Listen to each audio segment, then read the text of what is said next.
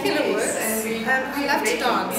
So they are, I suppose, an expression of my inner non-vocal part of myself.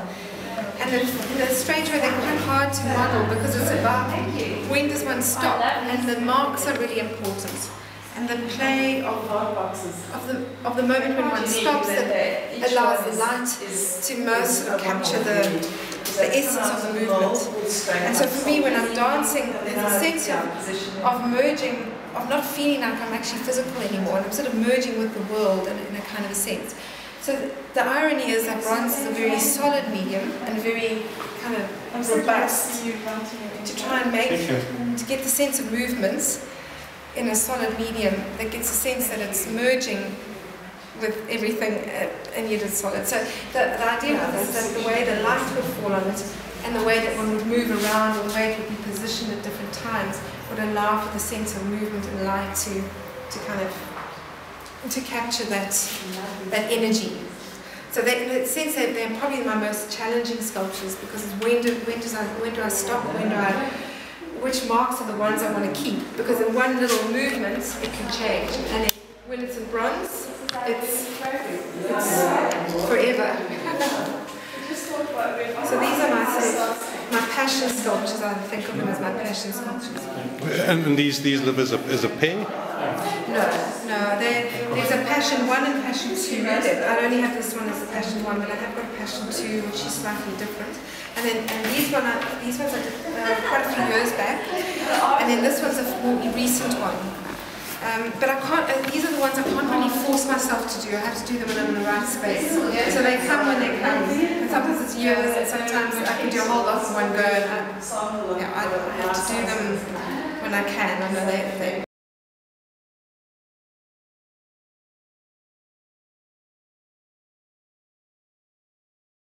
chameleon, for instance, is the dwarf chameleon that you find up in the Midlands. They're pretty endemic to that area and actually quite small. But enlarged it so that you can really kind of get the presence of them, because they've got such a presence when you finally see one, and they kind of quirky movements as they're sort of creeping along the vines and in amongst the leaf. And so for this particular one, I'm trying to get that sense of the sort of camouflage moving along and kind of searching for its little insects or whatever. And then on top of that is the idea of pushing bronze a little bit, seeing, you know, that you can make quite delicate kind of things with spaces in between, and trying to get that lightness, the idea of it's a heavy medium, but the illusion of the lightness of through the bronze, you know? because bronze is a kind of medium that you can balance on something so small and it won't fall to pieces. And yet it's heavy and it's cold to give the feeling of it being light and delicate. So I like that sort of interplay, the contradictions, or the contrast between one thing and another. I mean, all of these, the Nguni, they're all different. All the patterns on the Ngunis are different. So each one of these that I patina will have slightly different, will be different. The basic position of the car will be the same, but each patina will be different to sort of indicate the different kind of Nguni. And we see them all over the Midlands. In fact, there's some on my mum's farm where I live. They belong to my brother-in-law, and they're amazing. You walk through them with so many characters. They chase you, you go running, or chase after the dogs. So they're very much part of my life, and I think, you know, all of them. The Ngana used to live on the trees at the bottom of my garden when I was living in Durban. The dung beetle I saw pushing this load up the road. And so for me, all of these little creatures have been important to my life, just as much as the dance is sort of an internal expression. These are the things that I see every day.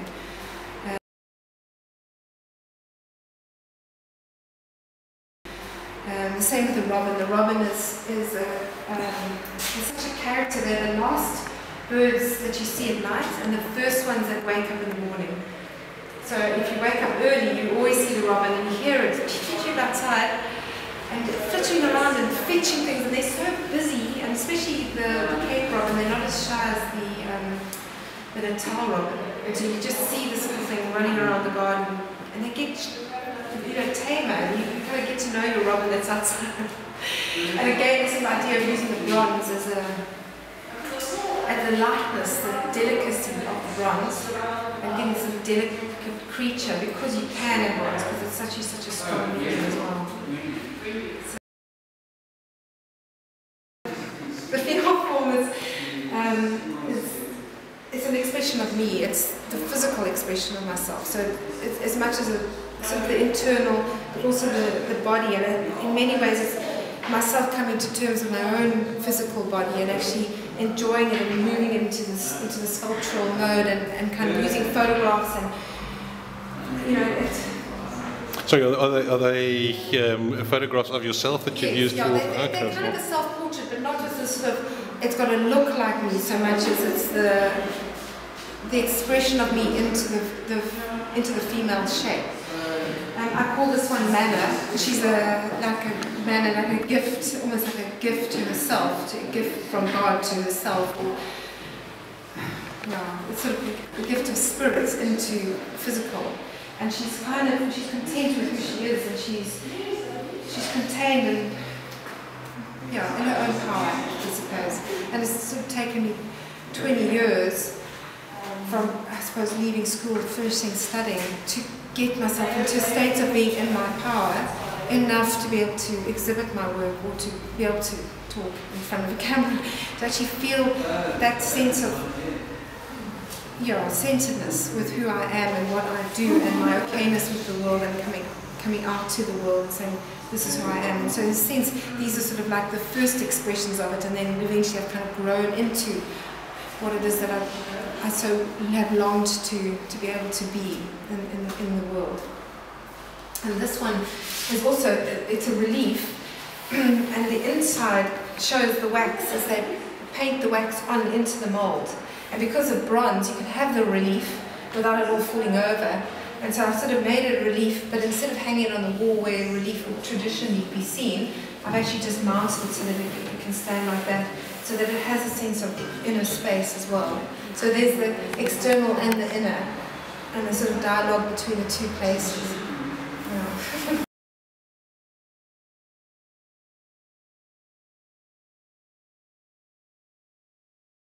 These two boys were specific commissions of the same boy, and he's was that molded on a real modeled on a particular little boy, yeah. And but I followed him around for a morning with my camera, and then I saw him sitting there chatting away, waving a stick, talking to the river and whatever. And I made this as a study. And they had specifically asked for the running boy, and when they saw the two, they couldn't decide, so they went with both. And then to sort of make it affordable to them, we made it into an edition, so that, and other people have just absolutely loved these boys, and I think because he's just such a charming, he's been brought up without TV, he's a boy that's just been so nurtured in himself and who he is, and I think it kind of shows through in him, and I think that's why he just beams with life, and so it goes back to the kind of the energy or something made physical that's tangible but is intangible actually.